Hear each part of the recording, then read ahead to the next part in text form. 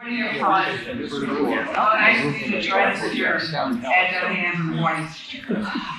My name is Barry Lurson. I'm Executive Director of the NAMM Foundation, and it's wonderful to have you here at the NAMM show.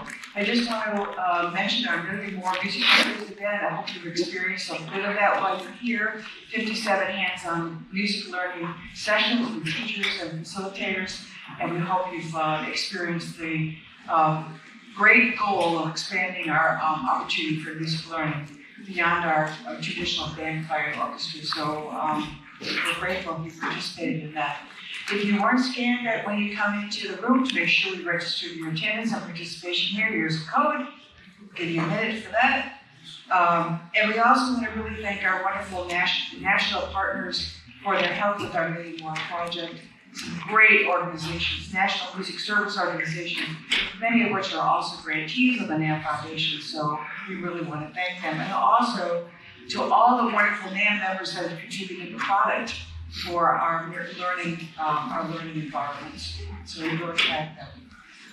If you've been in the NAMM session, you know we always have a bit of an antitrust disclaimer, knowing that we're not here to compete with our prices or our markets, and we really appreciate your attention to all of that. Details are always available to you at the NAMM website. So we have a really remarkable event occurring here at the NAMM show in collaboration with the South Health Network, also in collaboration with the University of South Carolina, who's offering a wonderful course online and on campus that's expanding our understanding of the role of music in traditional learning, as well as the reality that improvisation brings a whole level of musical language into our lives and into our learning, and our ability to teach more and more diverse communities. So with that, I'm just thrilled to turn it over to Dr. Charles Lim. Usually when I'm chatting with Charles Lim, he's in scrubs, running between one operating room and the next. So to have him here at the NAMM show is really a thrill for all of us. So I'll let you do the other introductions.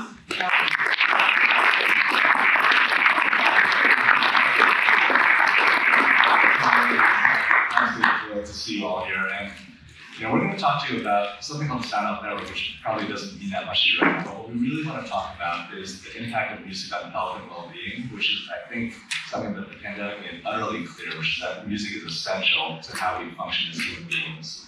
The other thing is that there's a movement that's happening in science and medicine where art used to be kind of separated. It was kind of off limits. And now it's different because scientists are finally looking towards the value of the arts as a way to help us understand what it really means to be human. But also in turn, I think artists can benefit from understanding what science has to say about how it is that musicians do what they do, how it's possible for you to hear music, how it's possible for you to make music, and what music does to your brain over the course of your lifetime.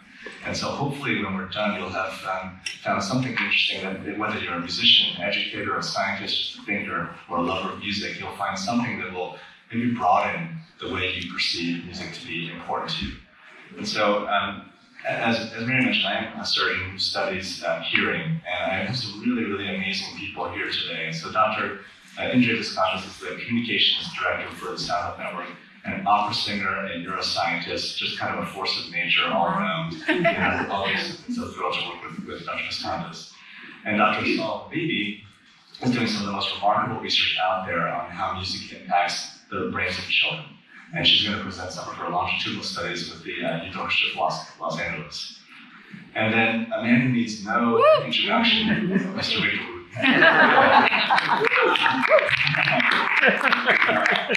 Anybody who has heard Victor play bass, that's all you need to hear is one moment of his music to know that you've heard something that is life-changing. And that's how I felt when I first heard Victor play when I was 25 years ago now, when I first started playing in Towson, Maryland. So everybody has different things that they think about when they think of music. And for me, as a neurosurgeon, I think about this. And so if you've never contemplated what's going on inside your head when you hear music, just try to do so. Okay? There's an entire machinery at play in order for you to hear not just my voice, but any musical sound you cherish throughout your life. Any musical experience you've had that brought you joy and really gave you a reason for living, it all happened because of your temporal bones. And so what is the temporal bones? Everybody that has hopefully normal anatomy has two, one on each side. And it's the structure by which sound is a vibration in the air and ultimately winds up in your brain as an electrical impulse. So let's be very clear on this. Inside your brain, there's no acoustics. Okay? Sound isn't bouncing around inside your skull. Okay? What happens is that inside the cochlea, these vibrations become fluid movements that then become electrical impulses. So the process of hearing music is a reconstruction of electrical activity that represents the auditory world that is sound and music. And so I'm an otologic surgeon, so what I do is restore hearing, or try to restore hearing in people that have lost their hearing and become deaf. And I do something called cochlear implantation, which is literally sticking an electrode inside the ear to try to bring back sound for people that have lost it. But my reason for doing this is because the truth is that I'm like a wannabe musician. And so I've spent my entire life obsessed with sound, obsessed with music. When I was a child, I was a music junkie. I still am. But I didn't have the courage. I did not have the courage that many of you have to become musicians. I think it takes a lot to become an artist, but most people that become an artist don't feel like they have a choice. I knew at a very early age that I was not born to be an artist. But all I could think about was music. It's very confusing, but I think that's what happens when you grow up listening to John Coltrane and you're trying to play saxophone. You're like, wow, I suck. But I think that when kids are playing basketball and they're like watching Michael Jordan, it's for some reason that's not as like daunting a thing. They still want to play basketball. For me, I was like, I shouldn't put this instrument down and let the people that really know how to play. And so I eventually wound up, perpetually obsessed with sound, looking at the ear and then looking at the brain. And the reason why I want to look at the brain was because I realized you cannot understand the musical experience by staring at the eardrum or the inner ear. It's not enough. You have to understand what's happening inside this kind of mothership. Now, each of us has inside our skulls a massive computer, okay? And this computer is doing things that you cannot believe to try to give you a musical experience. And so what we're going to talk about today is a lot of different questions about how music impacts health and well-being, but particularly how it impacts our brains. And so if you've never thought of yourself as a neuroscientist, you should revise that. Okay? Any musician is in fact doing neuroscience. Because what you are doing is providing a pattern form of stimulus that's very, very complicated, it's abstract in nature, and giving it to your brain in different ways, in different time, in different timbres. And all of this is going to change the way the brain views the world. And so to get deeper into this conversation, I want to show you a video. Hopefully some of you have heard this, but this is a remarkable rendering of Amazing Grace. Music is a language. Both music and verbal languages serve the same purpose. They are both forms of expression. They can be used as a way to communicate with others. They can be read and written. They can make you laugh or cry, think or question, and can speak to one or many. And both can definitely make you move. In some instances, music works better than the spoken word because it doesn't have to be understood to be effective. Although many musicians agree that music is a language, it is rarely treated as such. Many of us treat it as something that can only be learned by following a strict regimen under the tutelage of a skilled teacher. This approach has been followed for hundreds of years with proven success, but it takes a long time. Too long.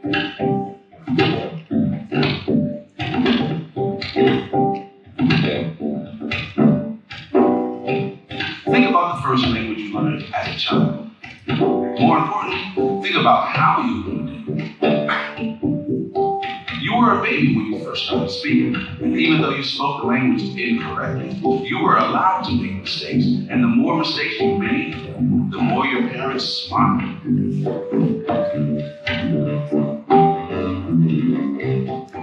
Learning to speak was not something you were sent somewhere to do only a few times a week. And the majority of the people you spoke to were not beginners. They were already proficient speakers. Imagine your parents forcing you to only speak to other babies until you were good enough to speak to them. You'd probably be an adult before you could carry on a proper conversation. To use a musical term, an As a baby, you were allowed to jam with professionals.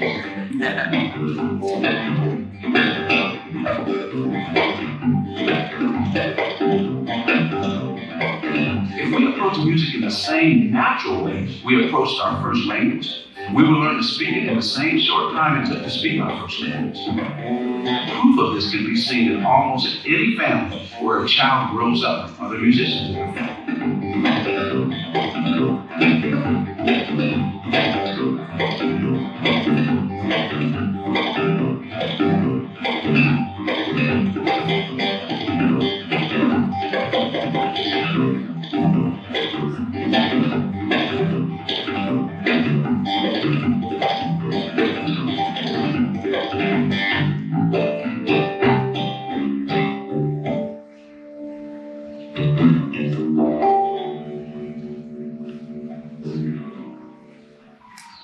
Victor Wooten.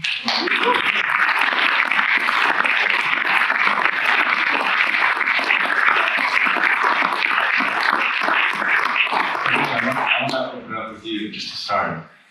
Where do you think your creativity comes from? I don't know. I think it's bigger than a short answer. I don't think that's I on. learned how to access it through my family, my brothers and my parents. Where? Oh, the mic is not on yet. Yeah. One day I'll learn. There we go. Where it came from is a longer answer and would probably produce arguments. But where I learned to access my creativity, I think came from my family, my brothers, and my parents. Yeah. And then, obviously you started playing when you were very, very young. Yeah. And then I want to bring Assal Habibi into the question. So she's been working with young children. Assal, when you hear what Victor's been saying about language and music, what are your thoughts on that when you've been watching children try to acquire musical skills for the first time?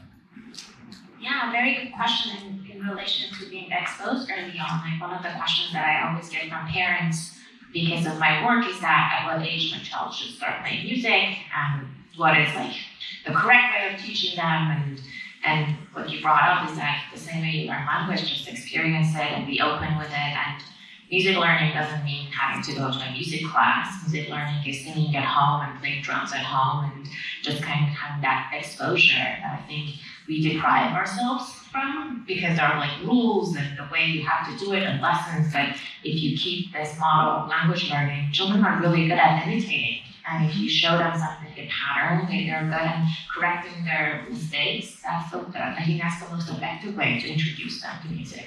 But interestingly, I think what Victor points out in this idea of didactic and learning and correctness is one of the key frustrations and one of the key failures, I think, of how we are teaching music. And in a way, it's lost. And I always think about how many patients I treat would say, oh yeah, I love music, but I hated playing because I was forced to do X, Y, and Z, and so we kind of became a lost musician. And the world is littered with millions of lost musicians. And so, Indre, you've been formally trained as an opera singer.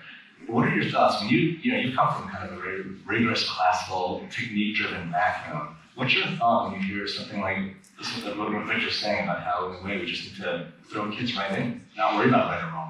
I mean, it kind of makes me get choked up because I feel like, I wish that had been my early childhood, I'd be a much better musician. And, it's hard for me now, even with my own kids, to, just start singing or just, start doing it in the home because I was always taught that there was this correct way. And as opera singers, you don't even go on stage until you've perfected your aria because God forbid someone should hear you make some kind of a mistake. It's really problematic because now I actually teach at the San Francisco Conservatory of Music, and these are students who are at the top of their classes and their high schools, etc., and they are petrified of performing. They're scared to go on stage. And it's a huge problem amongst music conservatories, but I also see it in the general public when someone comes up to me and says, I really like Adele, but is she a good singer? There's this hierarchy and the training or technique, and as opposed to understanding that music is really just about communicating self-expression. And there's no good or bad unless there isn't a message, I think, to be told. And I think when we're shut down from telling that message early on because we're told that we're not saying it correctly over and over and over and over again, we lose the very power that music has to, you know, change our lives. And so, Victor, what if you were not a jazz or other bassist and you were a classical musician trying to learn a different kind of music? Would that change your view of what it means to try to learn at an early age? It would depend on how I learned it.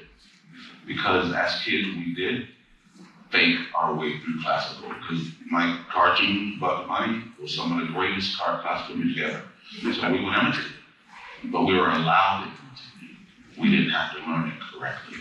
We imitated it. And in the same way, you don't learn about your language until you've been speaking it a good 5 or 6 years.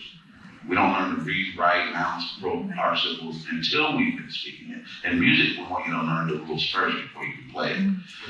In our household, we played, we faked it. We would fake our way through jazz. We would fake our way through classical. And that, to me, is how we got good. Because when you're faking your way through it, and it's, everything I say might be wrong. I don't claim to be right about it yet. We don't either. But when you're learning something like your first language, it's not about doing it right. It's about feeling it right. That's why your parents understand every word you say, because the feeling is right. In music, it's about learning the note first, what the right note is. In language, the right word comes later. It's the feeling. And you're born speaking the language. Right? When a baby's crying in a certain way, your mom knows exactly what that means. They know it every month. And I'll say this in case I don't get a chance to say it. The reason why most of us are scared, we grow up that way, is because we get overcorrected. We're told whenever you're a beginner at anything, you're going to be wrong more than you're right. So imagine hearing that you're wrong every time you're wrong. After a while, that passion that brought you to music or skateboarding or whatever, well, the passion that brought you to it is gone because now I have to be right. I have to do it right. And what's right is your version of what's right. I put the guitar down and pantomime or air drum in the mirror, the smile comes back. Because we don't have to be right. That's all about feeling. And so with language, you are allowed to express your feeling first and learn the word later. And so you're not overcorrected. But better than that, when you're a little kid, you're never corrected in your language. I'm gonna say it strongly like that. When you're a baby, you're never corrected. You can be 10-year-old saying, "Where's my blankie?" And your mom will say, "Here's your blankie." Right? Whatever you say is right as long as we know what you're saying. But in music, you have to learn someone else's method. Work your way up through the ranks. You're told you're a beginner. Right? Every time you mess up, you're told you're wrong. You're not told you're right every time you do it right. But we only judge music by if you play the right note or maybe get the right technique. You don't get to do it your way. But when you're talking, you get to do it your way. Yeah, that's brilliant. We really need to chill out. Why can't you just play because you want to play and not try to be a professional musician the moment you're born? I'm somebody who has thought about this idea in a different way because I'm trying to understand the biology of it. And the reason why is I don't think it's enough for me. It's not enough to just say there are musicians that play amazing music. I need to know how. And I keep trying to peel back the layers of this kind of complex question. And it led me to this idea that artistic creativity, it's this remarkable thing. You can revere it, you can put it on a pedestal, but you can also examine it. Okay? You can look at it like a scientific question and start addressing it using scientific methods. And so I've been spending a few decades now on this, and kind of what we wanted is the ability to do this, just to look inside somebody's brain while they're playing music without killing them. And this is a technique called functional MRI. This is a device that's just like an MRI scan. When you go inside it, the machine will basically detect hotspots of activity or areas of lesser activity. And it works by something called bold imaging, which stands for blood oxygen level dependent imaging. What this means is that when a part of your brain is active, it gets more blood. It uses that blood, and it The doctor. You're wrong. I know. So what happens is that the area of the brain that's active is taking hemoglobin, it's converting it to deoxyhemoglobin, and you can measure it, right? And so we take this technique and we marry it with jazz. And so this is how we did this. This is a plastic MIDI piano keyboard that we use for the jazz experiments. And it's a really fine keyboard that is designed to fit inside the scanner, be magnetically safe, have minimal interference of contributing to any artifact, and have these cushions that can rest on the player's legs while they're lying down in the scanner, lying under that. And it works like this. This doesn't actually produce any sound. It sends out what's called a MIDI signal or a switching digital interface through these wires into the box of the computer, which then trigger high-quality piano samples like this. And now I'm going to demo this thing for you.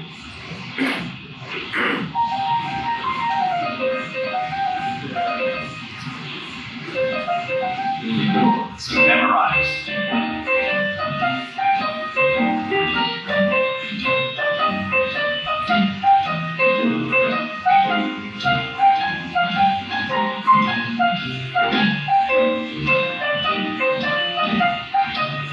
This is improvised.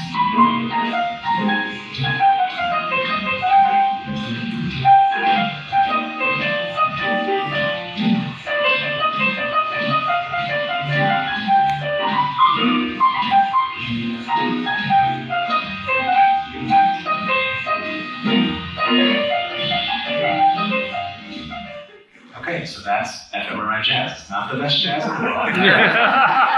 However, it works. Okay, and so what you can do then is take somebody who really knows how to play piano, and you can do a little experiment. So do something totally memorized, something totally uncreative, so to speak, and compare it to something that's totally improvised. And what you do, when you bring amazing musicians in, you get something like this, where when these professional jazz players are improvising, they're shutting off all of these self-conscious areas of the brain that are involved in effortful planning and conscious self-monitoring. It's like you're trying to get out of your own way. And this is something that experts can do. I think some of the finest jazz musicians in the world can do this on a dime. Instantly, they can just start doing this. But this takes time.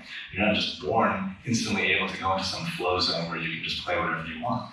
But at the same time, there's this kind of autobiographical area that's active. And I think that has to do with this idea that when you're improvising, you're telling a musical story. And so I want to get a little bit into this idea of conscious self-monitoring and ask Victor, how conscious are you of your playing when you're playing? Well, right now, I'm dealing with, I'll talk to you about this vocal dystonia thing, so I'm way overconscious. So it's pulling me out of that zone. But on a good day, a good time, it's probably more unconscious. It's more unconscious to what you think I should be thinking about. Mm-hmm. I mean, it's not conscious in the music, where my finger's going. It may be conscious of what we're trying to do to the audience or with the audience. Because in front of an audience, we have to be aware if what we're doing is translated. And do we need to change it? So, but I'm also unconscious of what my brother Roy's doing on the drums. If he does something, I react unconsciously, those kind of things. And one question, disagreement possibly, I think children, when they first start playing before lessons, are in that unconscious flow. I really believe they are. They're not playing to be right, they're playing pure emotion until we learn our first lesson. And then we're pulled out of that unconscious flow. Yeah, you may be right. We're trying to do that kind of study, and we'll let you know once we actually find out. I'll let you know now. that was a joke, a serious joke. But I really believe that having seen, and I'm sure you've seen it, especially when you have kids, and you see them playing basketball, building a fort. It's not so much like, okay, this has to be, it's unconscious joy. And to me, that's the whole thing. Once I start learning, I'm trying to get back to, is that beginning mind. I think somewhere in early life, your brain develops kind of a superstructure, a way of function, more pattern and more self-control mechanisms as you get older, and you kind of learn this correctness idea. And I think that there's probably some sort of like bimodal thing where you have to, first you're free, then you're not, and then it takes a long time to unlearn what you've learned and regain that freedom again. And then the neurobiology of that, I guess that's just more precisely, we don't know how the brain is yet doing all of those things. But yeah, you've seen it in front of you. But I was joking when I said all that. But if we look at anything that we learn naturally, not so much like music, but learning to eat with a spoon, or learning to walk, or anything like that, we learn it rather quickly. If you think about when we started doing it at birth, pretty quickly we get really good at it. If you think of what it takes to walk and balance, if you ever lose that ability and have to relearn it, we struggle. Kids learn it so fast. So there's a whole lot of unconsciousness that's involved with that. And to me, it's that blend of the unconscious and the conscious working in balance. Everything on earth has a balance. And so we're not supposed to just go through life unconscious. We have to use both. And I really think kids have that mastery. I think, and we've all been kids, but when we get taught, it becomes out of balance of the conscious, unconscious thing. That's just a thought. Can I make a little comment? So I think one of the things that we're starting to realize too is the role that motivation has in all of this. And it makes sense from a brain's perspective because one of the major neurotransmitters in the brain, dopamine, a lot of us think of it as the pleasure chemical or reward chemical. It's actually more like a motivation chemical or a meaning chemical. It's like it drives you to do certain things, to seek out certain behaviors. And so if you demotivate the thing that that you want to learn, it can have all kinds of consequences in terms of how this neurotransmitter can shape the neuroplasticity and the wiring up of the brain that would eventually enable you to do that kind of activity. That makes sense. Yeah, I can add to that with the children that I've been studying, exactly what you're saying, like the passion and the joy came first. They did not want to go to music lessons to be musicians. They were just excited to be with their friends. And I think one of the uniqueness about the program, I'll talk a little bit more about it, is that giving them that praise and accomplishment. Like after 2 years of music training, these are 7, 8-year-olds. They opened the Hollywood Bowl season. And it's just putting them on that stage and show how proud they are for what they're doing, and nobody judging the quality of what's coming out of the instrument, but just celebrating them being on the stage and playing music. And I think that is, from my perspective, it's one of the unique characteristics of this music program, that they stick with it 8, 9 years into it. Then they actually learn the skills and the technique and pay more attention to that, but their retention rate is very, very high. Exactly. It's the same as when your little child comes home from kindergarten and they dip their hand in paint, put it on the paper, and you come home with that ugly paint. But it's still on the refrigerator. Now, not because of what came out, it's because of what went into it. As soon as we start taking lessons, it's all about what comes out. When the people we love the most, we love them because of what they're putting into it. And we don't love Willie Nelson because he's the best singer or the best guitarist. We love Willie because he's Willie. He's the only Willie. Well, we all have that, but we don't cultivate that in our kids. You have to become someone else that's already done it before, and then we tell you, go find yourself. How backwards is that? You started unique. You're the only one with this fingerprint, ever. Past, present, future, human comments. There'll only be one you. That's what we should be making better. By letting you express it. So when the parent praises that pain, they're not praising the pain. They're praising the fact that you did it. And we lose that too early in a child's life. And then we run into people who are beautiful singers and afraid to do it. How can you ever be afraid to be beautiful? That's our fault as teachers. And whatever we can do to cut that out. Now, I'm so happy that science is getting involved, because this is something that ancient cultures know already. They already know this. And so the fact that we are in a civilized culture, we might need science to tell us again so that we can refigure out the value of what we're talking about. Well said, well said. Let's do a deeper dive into that idea though, because I think we all understand that there's a universality to music across cultures, across time. I mean, it's been around forever. Yet, the metaphor of music being a universal language is not that accurate. Right? What does it really mean to say that? You cannot accomplish the same things with music that you can with speech. Okay? I defy any of you to set up a lunch appointment next week at 2 o'clock only with a piano. So the simplest things that speech is good for, propositional thoughts, specific information that conveys a precision that's not ambiguous, it's not subjective, and it's not subject to just interpretation. Well, music's not very good at that. And so if music is the universal language, it's not that good at a lot of the things that we use language for. And so what are we really saying when we say it's the universal language? I think what we're saying is that music is very good at conveying things that you don't need to have learned the same formal language, and particularly it's best at conveying emotion. And so if you look at the thing that music is best at conveying, better than words, it's music. Because it didn't just tell you that an emotion happened, it made you feel it, live that actual emotion that you heard in music. And so we did an experiment to try to understand what happens when musicians are communicating linguistically through music. And so this is a person named Michael Pope, who Victor is very, very familiar with, another amazing bassist, also one of the developers of the preamp and Federa basses, Joey Larsell right there. And Mike is a gifted player, not just plays bass, but plays piano, and happened to live near Johns Hopkins Hospital where I worked. So I brought him into the scanner to have him do a trading fours experiment where he was trading fours in the brain scanner. This is how this went.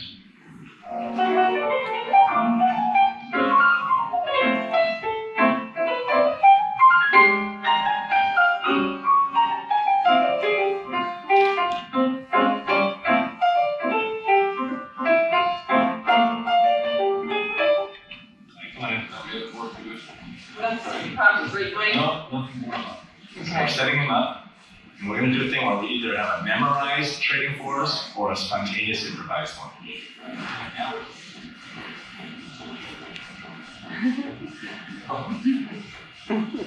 So now there's two musicians. He's going to be playing the scanner. You see his legs on the screen inside the scanner. Now he's listening. He's listening and he's going to respond.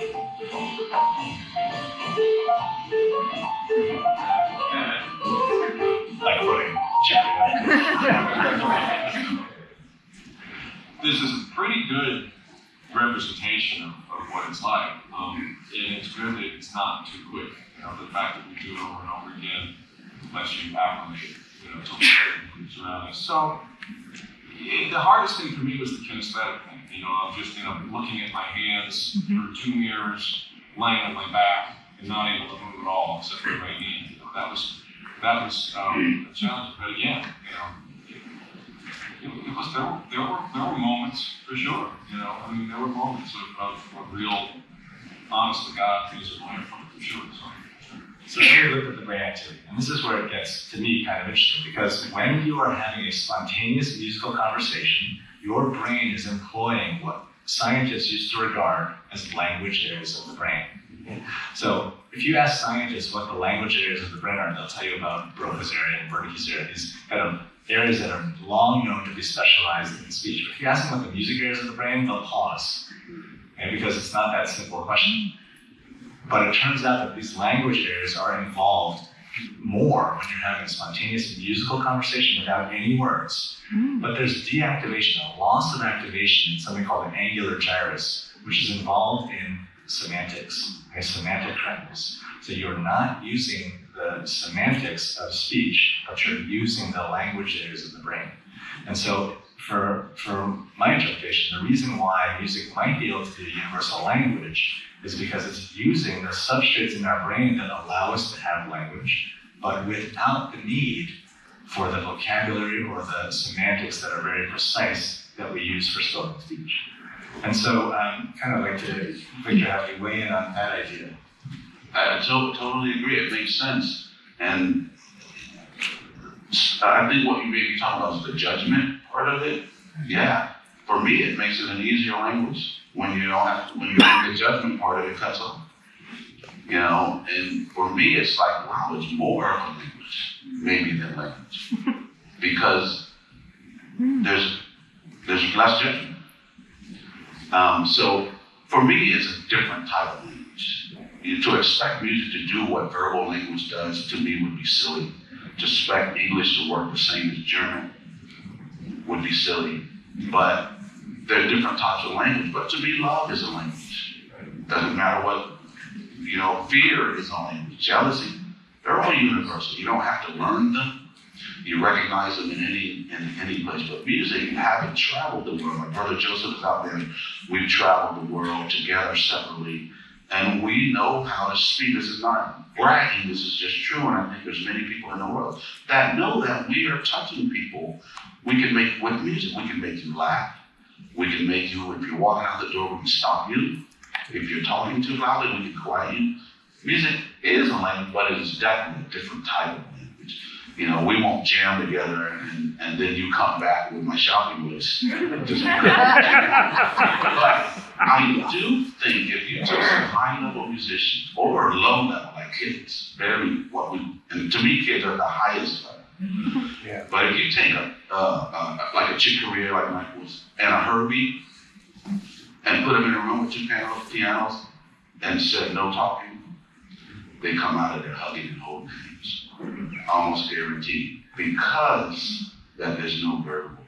When you think about music, it's a language that you don't have to understand to get the whole picture. And to me, that's the beauty of this language. There's no misinterpreted word that changes the whole meaning. We're not talking about who voted for who, color of your skin, your religion. That all disappears as soon as we play. And I don't know any other language that does that. That brings people from all different walks of life, and the whole time we're talking or listening to music, nobody cares about any of that stuff that society tells us is important. Nobody's looking at the color of the skin. I can't sit here. How much money do you make? Who do you pray to? Music makes all of that disappear. So I hope it's a universal language, because the universe needs that power. And Victor, that is, I think,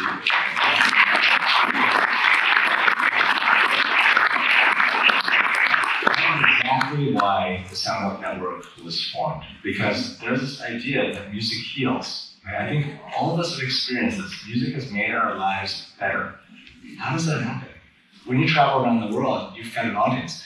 And it must be the case that you feel that your audience's lives are somehow improved or positively impacted by having shared that musical experience with you. And so this question I'm posing here is the idea of music as medicine. How closely can we get to the idea that music can serve as a viable form of medicine? And there's a lot of different versions of music therapy and treatment and music-based intervention. I don't want to get into definitions, but the idea that music can make people's lives better, but not just that, can make your health, your well-being better, is something that we as healthcare professionals need to embrace. And we need to study it so that we can convince people that are skeptical, because there are a lot of skeptics out there, okay? You can't even get insurance to cover a hearing aid if you're like basically deaf. You think they're gonna like willingly cover music therapy. It's not what's happening in the insurance landscape. And so I kind of want to get your idea of, do you feel consciously aware that your music might be a form of medicine? Absolutely. For the audience and the musician. Yeah. I mean, but we can use it to music to instill fear in people also. Our government has done that to capture people they're looking for. They named music at a person who they knew exactly where he was. He was in a compound, fortified compound. So they just amplified music at this world leader for a few weeks, really loud, horrible tone and everything. The guy surrendered. This is true. You can look this up. That's the power of music. It's a tool. Doesn't mean it's going to be used for good. It's used for any tool. But our goal is to help make the audience better. And I hate to say make the audience, allow you to get what you came for. We want whatever you came for is what we want. But it makes us, the doer, also better. And again, this is something that as musicians, as lifelong musicians, I was born into a family that knew I was the bass player before I was born. Joseph and I have never not done And we've done it in front of people, for people. And so what we're talking about, I wouldn't say I'm an expert, but I see what I see and I know what I know. It doesn't mean it's right or wrong. But Joseph and I have been moving audiences since we were born. And we understand how to do it. Don't know the scientifics behind it. That's why I'm trying to make friends with all these people so I can really understand. But I have been able to spend time with a tribe in Africa as well as in, where we go in Australia, who don't know any of this kind of stuff. But how they use music is powerful. It's just like a band. In my interpretation, this is what we do on stage. They're doing it in their circle around the fire. So that's a long answer to say yes. People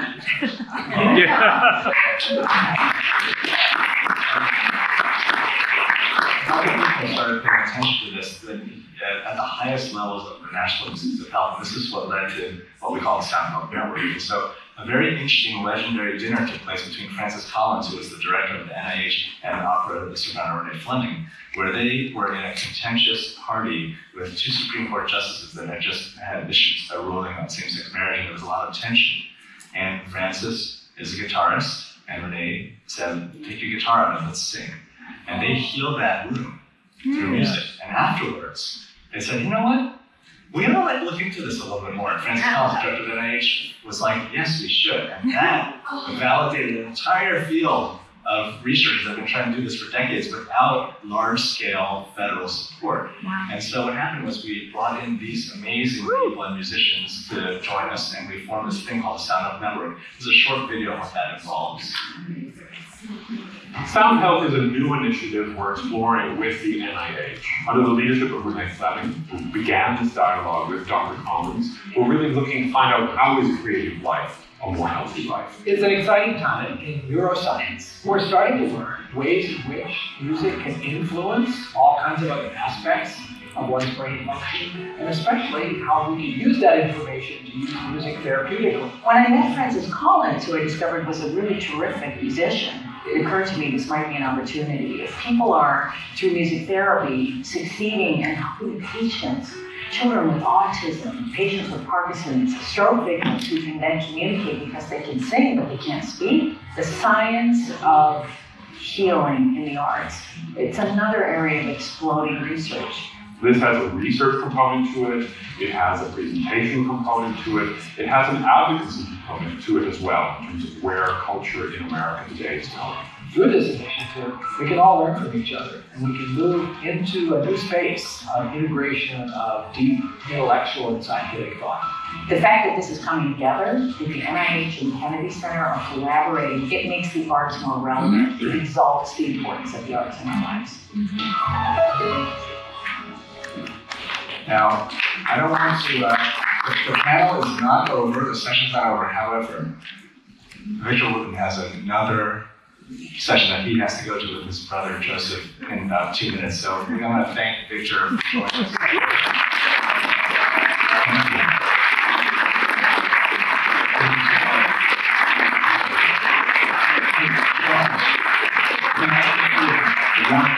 Just a question. Yeah, of course. And this is a question I'd like to ask you people, and I'll just pose it to us. And I don't know if maybe Mary would like to answer it. But if we fill in the blank, music is, and fill in the blank, there's no right or wrong answer. Charles, you would say music is Life. life, Love. love, They love. love. Okay. Now, this is healing words. Nobody said music is spirit, scales, no one even mentioned an instrument. Now we can go through everyone in the room and we get the same type of interest. No one would, without playing, without an instrument in your hand, you'll go right to the source of what it is. Yes. So in a sense, you know already what music is. But it gets taught out of us really quickly. So in many cases, you gotta be smarter than us teachers. You gotta be smarter than us scientists. Because we can only see what we see. Most of this stuff can't be seen. Where's show me love? In the brain, show it to me in an instrument. We're talking about the invisible here. So I'm glad we're studying, I'm glad we're playing it. But you already know what it is. You just gotta take your instrument out of your hand, and that's where the kids start. Then we put the instrument in the hand and we got to try to get them back to that place. So you already know. And if this is what music is, if you're a music teacher, those words are what you're really teaching. If you're a musician, those words are what you're really playing. If you're playing an instrument, you're missing the point. In the same way that when you talk with an instrument, nobody says like speak mouth. Right, it's funny because you don't realize how silly it is, but I'm so cool to I play bass. I really should be playing music through the bass, the same way we talk on English. So my main point is, don't forget what it really is. Don't let the band, the music, the study, the science get in the way. Let it inform what we do so that we can do it better. Cool.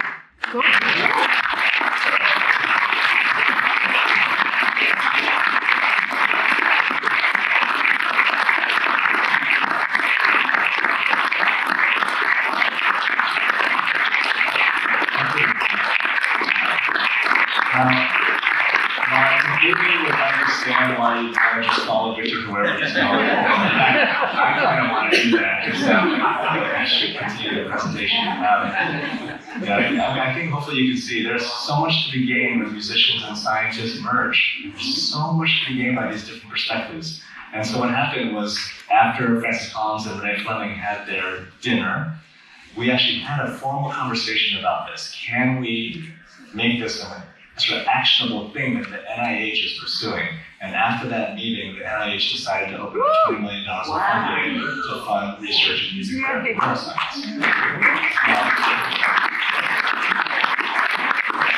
This is a fantastic accomplishment. However, in the scheme of the NIH's budget, this is like nothing. Okay? It's a drop in the bucket. It's a nod to the importance of music, but it's not enough to change the world yet. And so what happened was the National Endowment for the Arts that then got in on this movement and said, oh, you know what? We need to have a network of people. We know they're out there. Let's bring them into this organizational structure where you can say, look, I'm interested in the idea of music and health. And then we launched something called the Sound Health Network. And that was together with my colleague, Dr. Julian Johnson, UCSF, and then also Sunil Iyengar from NEA, and then Francis Collins and Renée Fleming and the other individuals at the NIH, including the Kennedy Center as well for the Performing Arts. And so this was our team when we launched. And our mission was here. It was to promote research and public awareness about the impact of music on health and wellness. And these are big ideas that I think anybody who loves music can, I think, support. But it's a little bit practical. Like, we're not just trying to be kind of idealistic about it. We're actually trying to identify, support, disseminate research findings so that people know about this. And among the most important kinds of research out there are the ones, to me, that are longitudinal, that really show over time how the brain changes in response to music. And so I want to introduce, again, Dr. Assal Habibi to tell us about more of her amazing work herself.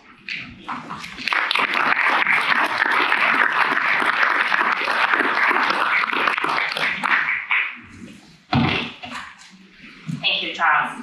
Wonderful to be here, and I'm happy to share results from a longitudinal study, multi-year longitudinal study on what we were just talking about, what happens to children when they learn music. My motivation in that is coming kind of like research is research. I was a musician growing up, and I knew the value of music in my life and how it played in different domains of my life. I wanted to understand, when we provide access to music training for every child, how does that impact their cognition, their school achievement, but more importantly, their social emotional learning. How is it helping them to be more connected with others, helping compassion, empathy. So just to give you a sense of who these children are, I study children from Youth Orchestra of Los Angeles. This is the music education program of the Los Angeles Philharmonic. It was created and developed by Gustavo Dudamel. So just to give you a sense of these children, these are students in our study, directed by Gustavo at one of their rehearsal when they were very young. Sing one. Let's see. Proud, huh? And one.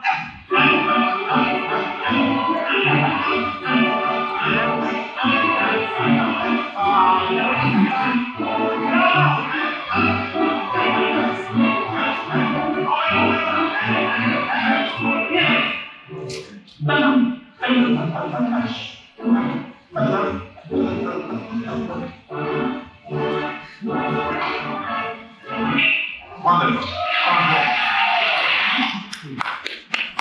So that's the sense of pride that I was talking about. This is a world-renowned conductor spending time on a weekend to come conduct them, and hugs every one of them and their families and their pictures, and they're really valued. And music playing is a community for them. So in 2012, we decided to put a study together to understand what happens when they learn music. We enrolled children after they signed up for YOLA, and we did a baseline assessment to see where their cognition was, their memory was, their brain state was, because part of my work is neuroimaging and understanding neuroplastic impacts of music training. And then over the years, each year they come to my laboratory at USC and the Brain and Creativity Institute, and we assess them with functional and structural MRI, with electrophysiology, which is this kind of electrodes on their head that allows us to look at their brain activity while they're listening to music or watching a movie. We also do a comprehensive battery of assessment from their parents, from their teacher, to better understand how they're functioning at home, how are they doing at school. Now, every child obviously gets better with these skills as they develop, so we had to also have comparison groups. So we had a comparison group of children who were in a community sports program. This was a community soccer program.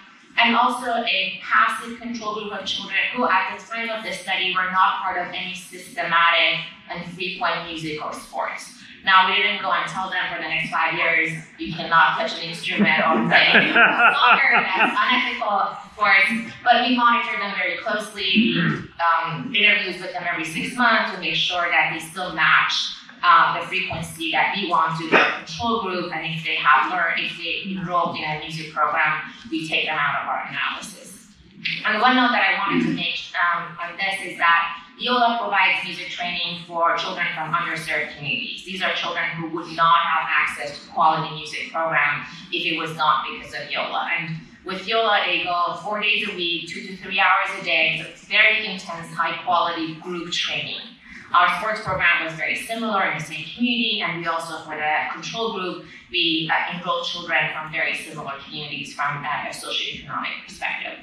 This is a very large data set. It's 8 years of data, so I'm not going to take all day today to explain everything, just going to highlight a couple of findings. Happy to talk after and answer questions. So first, starting with the brain, you looked at some images of the brain that Charles shared. But for us, we wanted to know what about the structure of the brain, what is the neuroplastic effect of music in the areas that we expect to change. These are the auditory areas of the brain on the temporal lobe on the left and the right side. The left side of these temporal areas are known to process language. And we expected that they are being stimulated by sound and auditory information. So what are the changes as a result of that? And what we saw is that changes in the cortical matter, specifically in the right regions of the temporal lobe, specific to the music group. So the rate of cortical thinning slowed down in the music group, which was just very also unique to the superior temporal gyrus area, which is processing music if you look at adult musicians when they process music. So the biological matter of the brain seemed to have changed. And it was also for us a sanity check, right? You're learning sound, the sound areas of brain is changing. But it's also good to keep in mind that the sound areas, these music areas are not just for music, right? You also have to, when you're having a conversation with someone and you can detect their emotional tone, you're probably going to have a more effective conversation if you know they're angry or if they're happy. So these development of these areas allows for better speech development, language development, prosody, understanding emotional content. So after we established that, okay, auditory regions are changing as a result of music training, we also wanted to know what other aspects of development in cognitive and executive skills. In development, we're very interested in executive function skills. These are skills that allows for planning, decision making. They have been known to really good predictors of success in life, whether socially, whether in your academic life, in your job. The two tasks that kind of we have been looking at, and a lot of developmental scientists look at, are task switching, being flexible to go between tasks, and not be just kind of like fixated on one thing, and response inhibition, which is kind of in common word is impulse control, being able to stop yourself from doing immediately for something better in the future. Showing up to class so you can have a grade, not eating a cookie for lunch so you have a healthier lifestyle, So it's everyday life. We all do all of this. We do decision-making, planning, and using these skills. Some of you may be familiar with the marshmallow test. So you want a marshmallow now or 2 later. These kids are a little bit older, so the marshmallow would not work with them. However, candy and sugar is a very strong and good motivator. We wanted to ask them whether if we change the reward size for future, would they wait? Would they be better at controlling their impulses? And whether music training had any impact on that decision. So, but basically we would offer them one reward now, or a different size in the future. It could be small, medium, or large. And they knew that they were gonna see us in a future time. We did that both with financial reward and M&Ms. They were young enough that they didn't know if they can just get 25 cents, they could have a bag of M&Ms. So it still worked. And what I want to show here, this is the result from the music group. This is after they have 3 years of training. You can see the different kind of like sizes of reward as they get larger, small, medium, and large in different colors. When the reward in the future was small, 50% of the time they waited, and 50% of the time they wanted the reward immediately. As the reward increases in size, they tend to wait longer. By the time the future reward was the largest, like 6 M&Ms, they always waited for it. So they had a way of decision making and planning to know that if something is better in the future, I can wait for it and I can control those impulses. The control group did not have that differentiation. It did not matter how much the size of the reward was. Half the time they wanted to have it, and half the time they waited. I wanted to just put this sports group in the middle. I'll show it to you because they fall in the middle. And I think part of that is that if you just introduce a child to a motivating, engaging activity, it does have an impact. So maybe some of it is not necessarily just music, but we see that the music group did best in this task. And we are now following them to see if the skill translates into decision making. For example, when they're in high school, what kind of friend group you choose, whether you go to classes, and if they can learning these inhibition skills would help them be more successful in kind of a real world environment when their decisions are not just M&Ms, but actually has consequences. We also wanted to look at the neural correlates of this decision making. We can't do M&Ms in the scanner, so we use a standard inhibition task. It's called the color street task. You basically see a word, and your job is to say, you have to name the color of the word.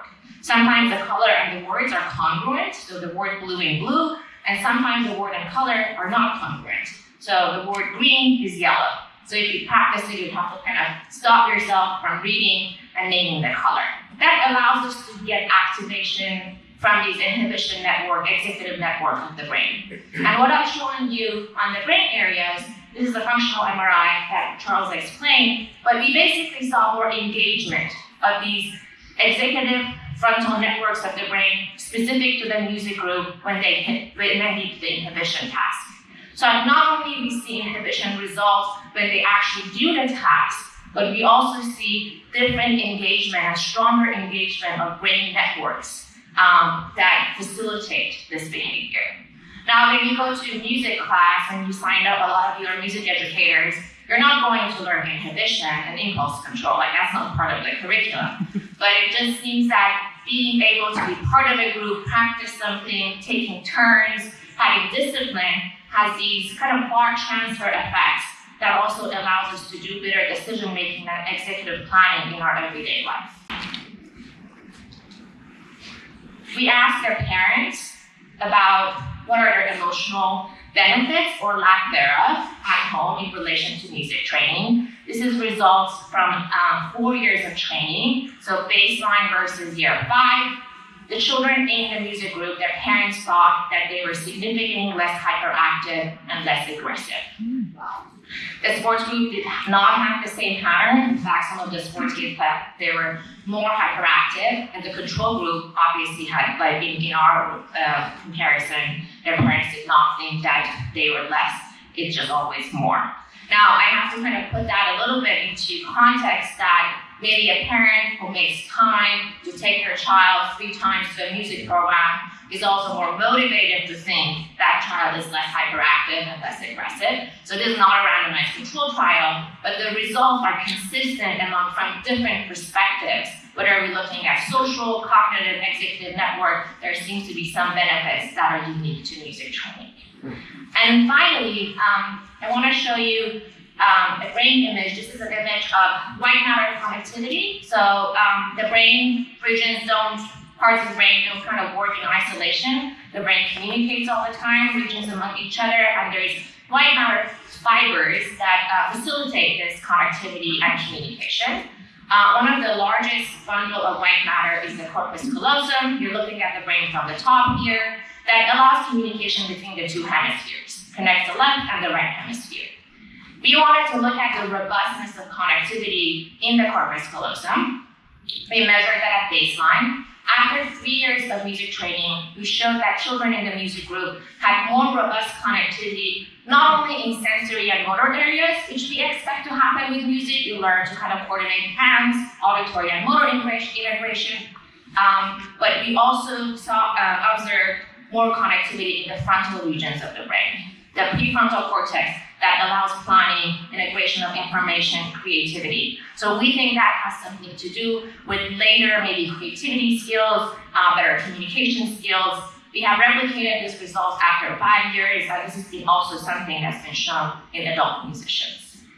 So I want to show you Well, music has helped me sing. Go back. A video of one of the children in our study. He's now 16 years old. He's been with the program since 6. But what are his perspectives in terms of what music training in this program did for him?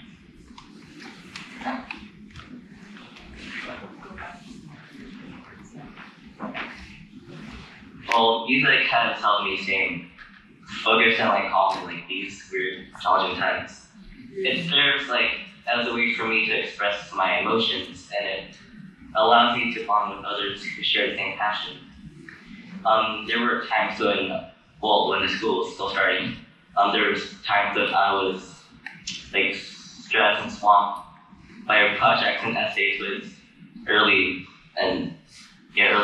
deadlines. Listening and playing music temporarily removed my worries, and I was able to relax for a bit. Afterwards, I would have a better clarity of mind, and I would feel less stressed. Yeah, so I just wanted to end with acknowledging the children in the program and also the funding partners, but also providing this context that I think music training gives children a toolbox just to respond to stressors. You can't go poverty and stress and war from everywhere in the world, but it seems that we can find a way to give them music, and every child has access to quality music, so they can use it for emotion regulation, for decision making, and kind of living. Not everybody has to become a professional musician, but everybody can appreciate and value music in their life. And with that, I'll pass it to Indre.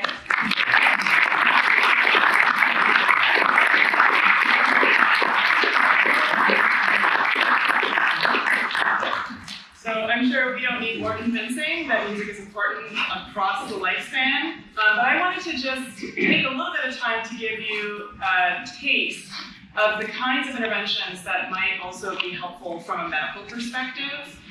So I talked earlier about dopamine and it being a neurochemical that is often associated. Some of the first studies of the neuroscience of music were what happens when we get chills, when we feel music. It turns out this is largely driven by larger dopamine levels in the reward pathways of the brain. And again, you didn't need a scientist to tell you that music makes you feel good, right?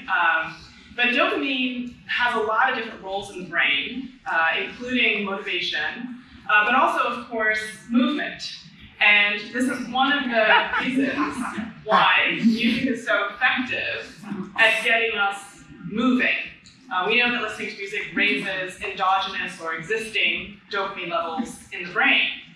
And when we think about how it is that we are able to process rhythm, the science really backs up this idea that we don't feel. Okay, so we feel the beat. And if we look at the brain regions that are involved in this kind of beat perception, they're all the motor areas of the brain. They're the areas of the brain that are involved in movement. This is also one of the reasons why when you're studying music theory and you're trying to learn rhythm from a page, it doesn't work, right? You need to use your body to feel the beat. You need to capitalize on the fact that music is driving these motor regions. Well, it turns out that there is a particular neurodegenerative disease that specifically kills the cells in the brain that make dopamine. So even though dopamine is received by many different regions of the brain, it's only manufactured in one or two regions. And one of those regions is called the substantia nigra because it looks black under the microscope. And in Parkinson's disease, usually when a patient comes in to be assessed, they've lost 80% of these cells. So it's a massive loss of the cells that manufacture dopamine in the brain. If you look at the sort of heat maps of how much dopamine is in these regions, in Parkinson's disease, they're much, much lower. So if you think about what music is doing in terms of raising whatever dopamine levels there are that are left, you can start thinking about strategically how it might be used to help patients where these levels have been lowered. And one of my favorite examples of this comes from someone so outside of the field. She was a physical therapist named Anasia Gunlaw. And unfortunately, about a year after she made these videos I'm about to show you, she was tragically killed in a car crash. But I like to think that there's this legacy that she doesn't know about that is going on because this discovery that she made, she posted it on YouTube. And now it is such a wonderful example of the power of music to help a person with Parkinson's disease. So I'm going to show you a video of her working with her patient, Larry Jennings. He was 73 at the time, and he was about 8 years into the after the diagnosis of the disease. So you can see he's pretty impaired. He needs both the walker and the band to sort of help keep him steady. He has this shuffle. So his steps are very, very small, and you can see how labored it is. He's looking at the floor. This is work, right? This is a working physical therapy session. Well, Anasia wondered, well, what would happen if we played his favorite song instead as we were doing these exercises? You'll see it takes him a minute to capture the rhythm.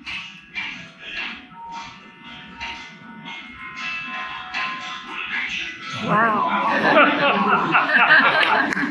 Awesome. Right, it's pretty remarkable. Now look what happens as the song kind of moves on. Forget the walker. Oh. No way. This is a different person, right? Yeah, let's just put that one.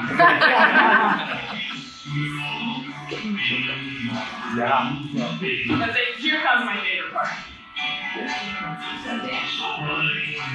Yeah, forget it all. He's gonna leave. Oh my goodness. So this shows you that music is a tool like a Swiss Army knife that for the right purposes can really, really have amazing results. But often we treat it like a sledgehammer. Music activates the whole brain. Music is the universal language. And that is limited because it's not true half the time. Music isn't always the right tool. Music isn't always the universal language for all of these things. So scientists need to help us figure out exactly which precision instrument, exactly what type of musical intervention is most effective for the condition that we are trying to treat. But I just want to bring us all back to this original idea of why do we have music to begin with? And its sort of primal place that it plays in our lives and sort of why we do it. And I like to just sort of show people the kind of the slide of when our brains evolved. So around 1.5 million years ago, our early human ancestors discovered fire. And so they were able to get the calories they needed to fuel these metabolically costly brains much more effectively. This is actually why we don't live on the planet of the apes. because the gorillas have not figured that out yet, and they are a raw food diet. So they spend most of their time eating and trying to get the calories that they need. But instead, we have these big brains because we discovered fire and we were able to cook our food. So what happens when you gather around the fire? Well, you share stories, you roast some marshmallows, somebody pulls out a guitar. Now, I'm pretty sure that 1.5 million years ago, there were no marshmallows, and probably no guitars, but we certainly had our bodies. And by the way, language didn't come around for another 1 million years.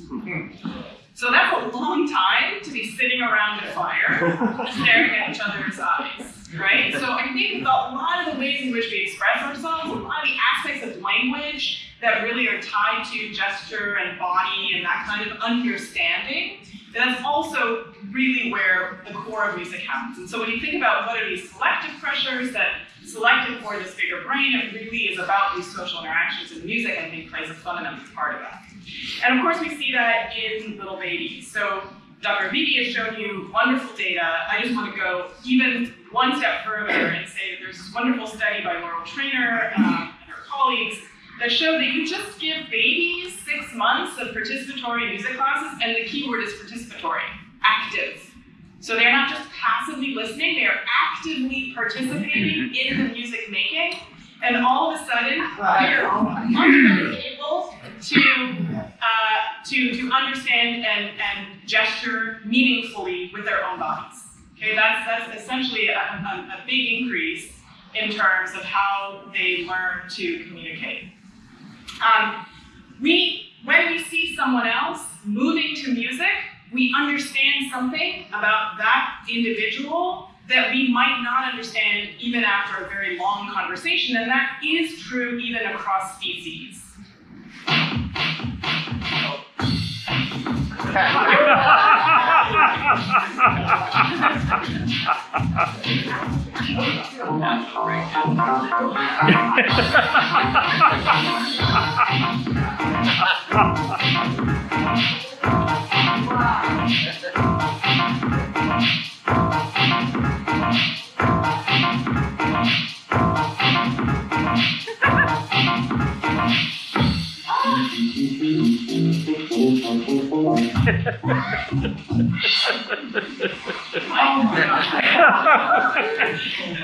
I mean, just think if there wasn't that music track playing, how you'd be interpreting that individual's behavior, right? It would be completely different. And all we've done is add a soundtrack. So how does this ability to connect with each other, to understand each other, to get into each other's minds work? Well, it turns out music really does synchronize both our brain activity. So this is a study showing that when pianists were listening to pianists playing, the brains look remarkably similar. Wow. And that's true even if we look at the fluctuations, dynamic fluctuations over time.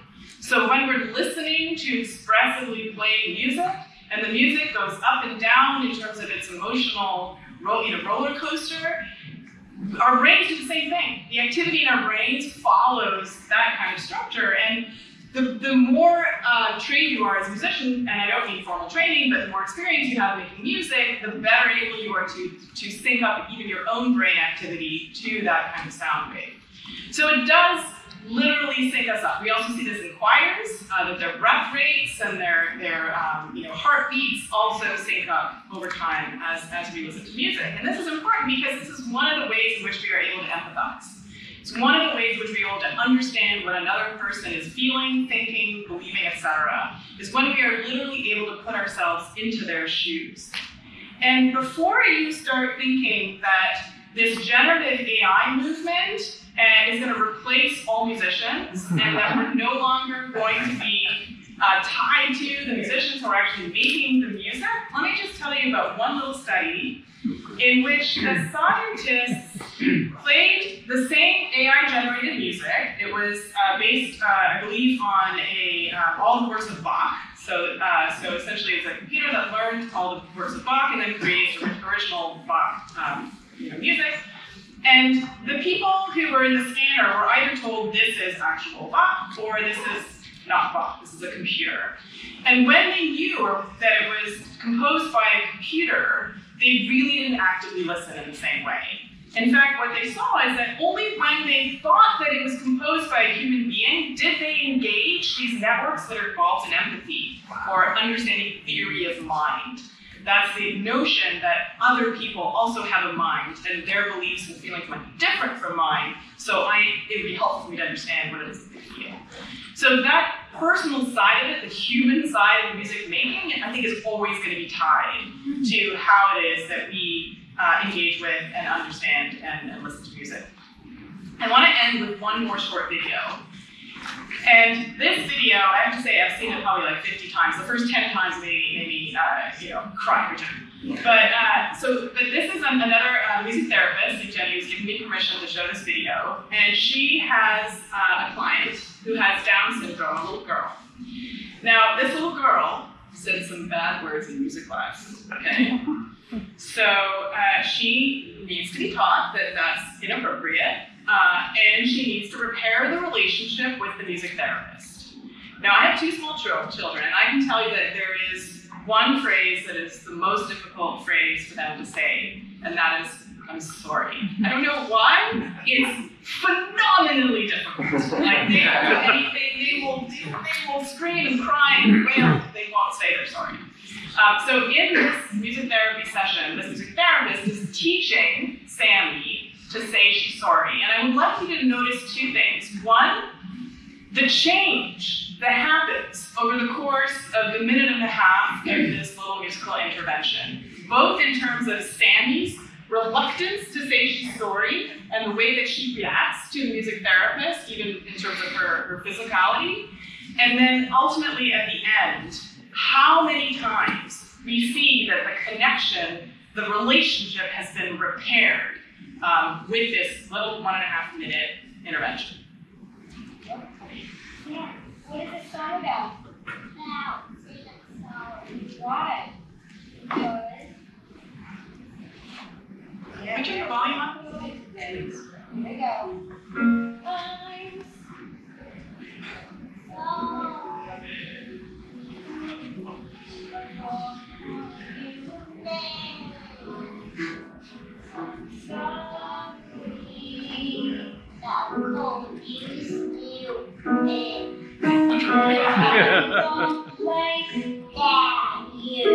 And no one shows up.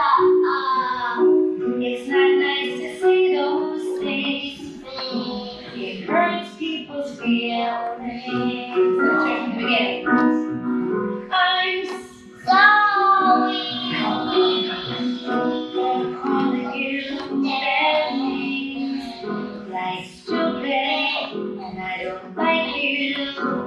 No one shut up. It's not nice to say those things. It hurts people's feelings. I'm sorry. I won't say it again. 'Cause I like you. 'Cause I like you. And I like you. I like you. I love doing music. I love doing music. You're the cutest girl ever. Thank you.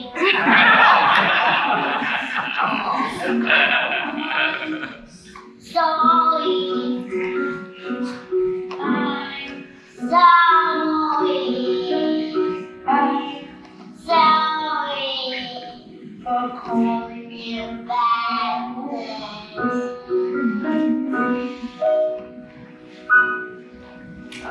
Thank you.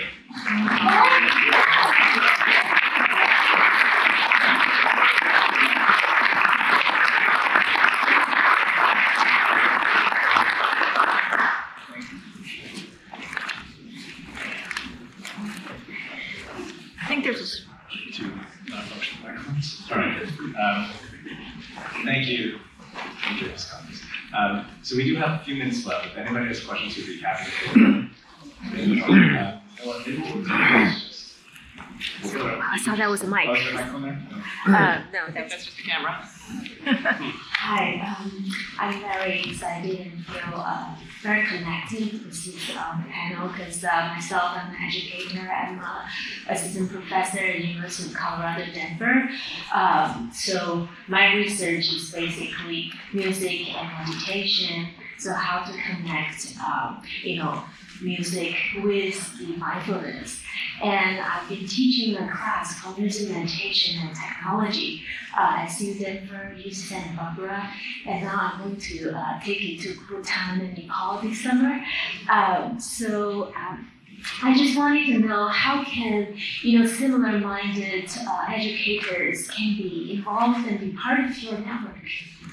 Yeah, so we have a number of resources, but the best way to start is to sign up for our directory. So on our website, soundhealth.ucsf.edu, there is a tab for directory, and you can put yourself into the directory. And then we use the directory when we have events, say, for music educators, or when someone who needs a music educator is looking for someone in Colorado, they would be able to find you. So that would be the best start. And then if you could sign up for our newsletter, which is also through our website, there we have listings of other opportunities, job listings, but also information that of other kinds of conferences, events.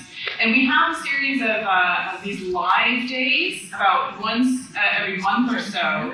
We open up our virtual platform where people from different organizations can come and chat and meet each other. But really, we have a number of networking events over the course of the year, and the best way to learn about them is to read our newsletter and sign up for the directory. Thank you. And we frequently put out funding announcements. Hello. Hi, my name is Marisela Martinez. I use music for restorative justice of the correctionals in California, working for ACTA. I was pregnant with twin girls 14 years ago, and I spent 3 months in the hospital. Every day we would listen to music to the babies. Now they're 14. They've been listening to music the whole life, performing as little kids, and so on and on and on, until teenage came and pandemic came, where they don't want to know anything about music. They should listen to it, but they don't want to perform anymore, and they don't want to go to the art school. They're dealing with depression, suicidal thoughts and plans and cutting and all mental health issues. So that's why I was here, to try to find a way to lead them again into the arts, into the music, because I know they have a lot of talent. I'm really sorry to hear that. I think they're not alone. I think a lot of kids who were teenagers during the pandemic, we know there's been a huge increase in a lot of anxiety and depression and suicidal ideation. I don't know, Charles, if there's anything specific that you want to add? Yeah, no, it's a very painful topic, and I think clearly we need more research. But one thing is for sure, just look at the statistics of this. Following the pandemic was another pandemic of mental health crises, particularly in the teenage population.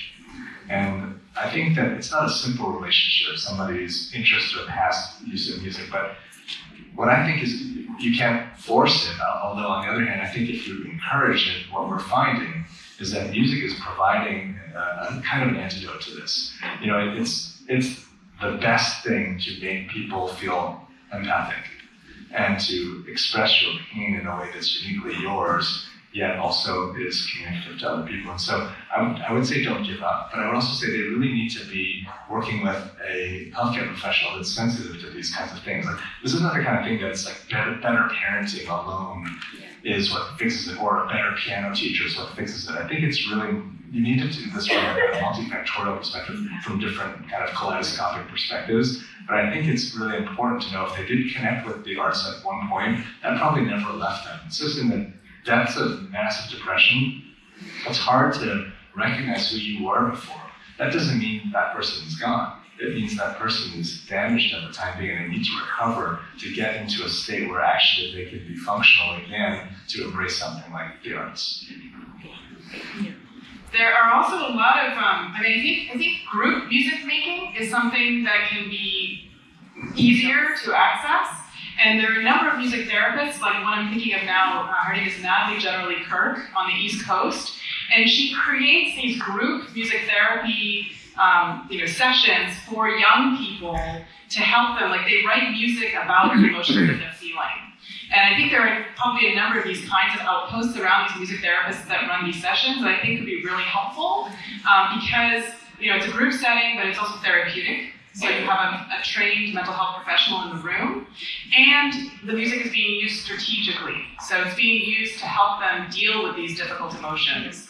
Okay, great idea. Thank So you. this has been a remarkable session. I know we've got more questions, but I think we have to turn the room for another session. So please join in thanking our panelists.